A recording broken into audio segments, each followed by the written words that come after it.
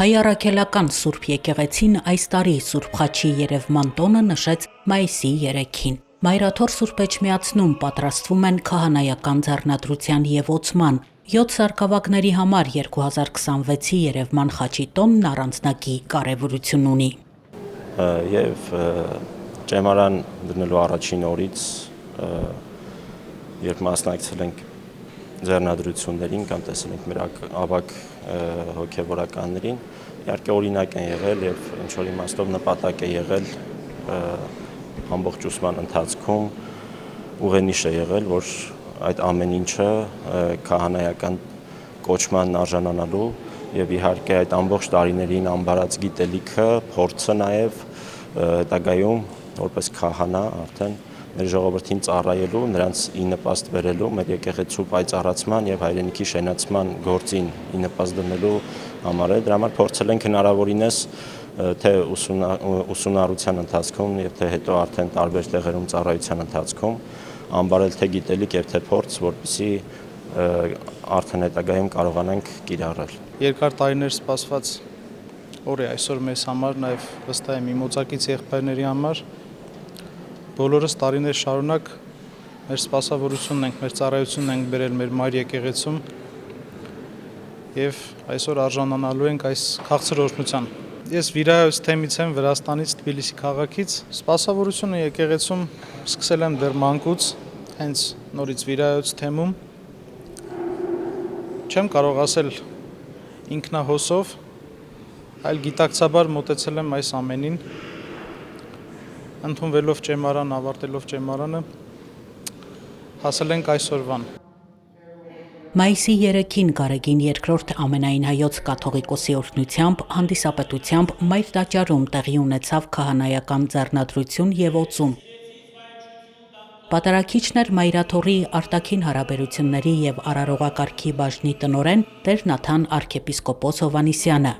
Նրա ձեռամբ քահանայական ձեռնադրության եւ օծման արժանացան եկեղեցական տարբեր կառույցներում սպասավորող 7 սարքավակներ։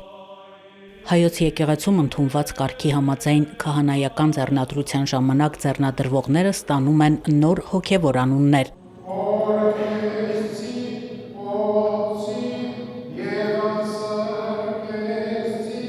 Սուրբ պատարագի ընթացքում Նաթան Սրբազանը քահանայության կոչելով նորընծաներին սրբալույս միրոնով օծեց նրանց ճակատներն ու ձեռքերը եւ նրանց նոր անուններ տվեց։ Տեր Անանյան, Տեր Մկրտիչը, Տեր Վահանը, Տեր Թովմասը, Տեր Աբրահամը, Տեր Ներսեհը եւ Տեր Մուշեղը այսուհետ քահանայագործելու իշխանություն են ստանում։ Այլևս ուխտ կապեցինք Աստծո առաջ բոլոր 7 քահանաներս նորընծա, որպեսզի սպասավորենք խոնարհաբար մեր եկեղեցուն, մեր ազգին, մեր ժողովրդին։ Առավել քան 10 տարի արդեն եկեղեցական ասպարեզում իմ սպասավորությունը բերելով ես ինքս Աստծո կանչը զգացի եւ որոշում առա Աստծուն ծառայելու որպես օծյալ հոգեվորական եւ այս տարիների ընթացքում թրծվելով ճեմարանական ուսման մեջ հոգեվոր կյանքում Աստծո կամոք օծվեցի, ձեռնադրվեցի քահանա, որպեսզի իմ սպասավորությունը խոնարհ ծառայությունը բերեմ հայ առաքելական մեր Սուրբ եկեղեցուն, մեր հայրենիքին, Սրբազան հայրենիքին։ Ինձ համար հոգևորական դառնալը եւ ծառայել Աստծուն նշանակում է ապրել Քրիստոսով, քայլել դեպի ճշմարտություն եւ փորձել որպես մարդ, որպես քրիստոնյա լինել օրինակ մնացածի համար։ Այսինքն, երբ դու դառնում ես քահանա, առաջին հերթին պիտի լինես օրինակ մնացածի համար, բոլորի համար, որպեսզի քո օրինակով մարդիկ տեսնեն եւ քայլ անեն դեպի Քրիստոս, որովհետեւ ինչքան էլ որ մենք քարոզենք, ինչքան էլ որ մենք խոսենք, ոչինչ է, եթե չունենք սեփական օրինակը հասարակության համար։ Երեխա ժամանակվանից ծառայել եմ Սուրբ Խորանին որպես դպիր եւ Աստծուն ծառայելը, Հիսուս Քրիստոսի աշակերտ դառնալը ինձ համար երազանք է դարձել դեռ փոքր հասակից եւ կարծում եմ ամեն սարկավակ իր կյանքում ձգտում է քահանայության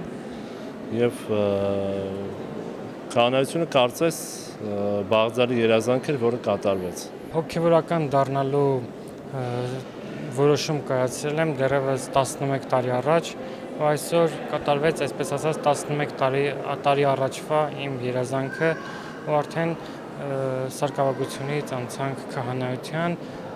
ծառայելու եկեղեցու հանդաստանում իբրև արդեն իբրև օծյալ հոգևորական։